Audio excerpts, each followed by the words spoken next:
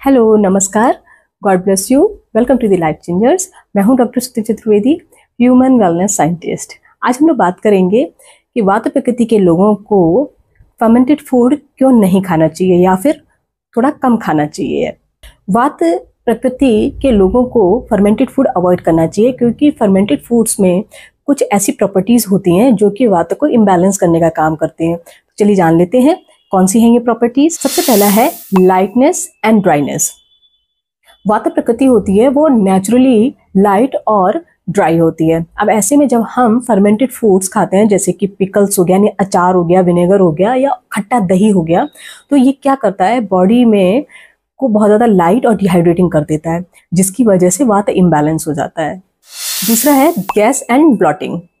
जब भी हम कोई फूड खाते हैं और वो फर्मेंट होता है तो गैस रिलीज होती है।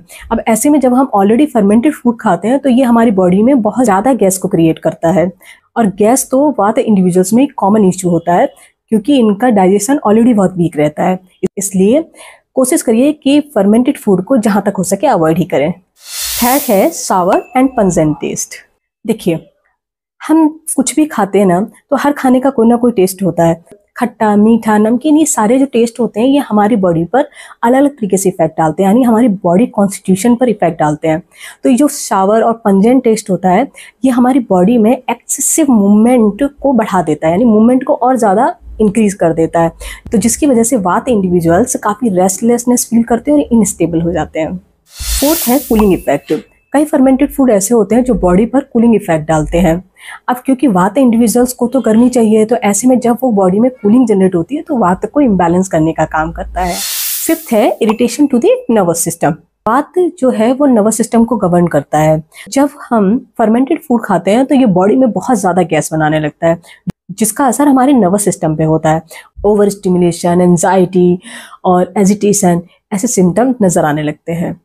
अब आपको क्या नहीं खाना है हम उस पर डिस्कस कर लेते हैं। देखिए, वैसे तो फर्मेंटेड फूड में बहुत कुछ आता है, लेकिन हम डेली रूटीन में कुछ ऐसी चीज़ें खाते हैं जिस पे हमें ध्यान देना बहुत ज़रूरी है। पहला तो आप फर्मेंटेड अचार को खाना बंद कर दीजिए। इसकी जगह पर आप एक काम कर सकते हैं, आप मिर्च को काट कर एक जार में रख लीजिए और उसमें ग्लास जार में या कंटर जैसे होते हैं उनमें छोटे से में रख लीजिए और उसमें आप नींबू निचोड़ लीजिए और काला नमक और थोड़ा सा हींग डाल लीजिए।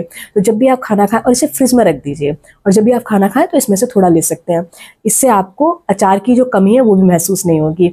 लेकिन इससे भी बेहतर होगा कि अगर आप डेली फ्रेश चटनी खाएं, चाहे तो आप धनिया की चटनी या पुदीना की चटनी ले सकते हैं। इसके अलावा आप फ्रेश नारियल की चटनी खा सकते हैं। दूसरा, आप खट्टा दही खाना बंद कर दीजिए। खट्टे दही की जगह फ्रेश दही जमाइए और मीठा दही खाइए। तीसरा,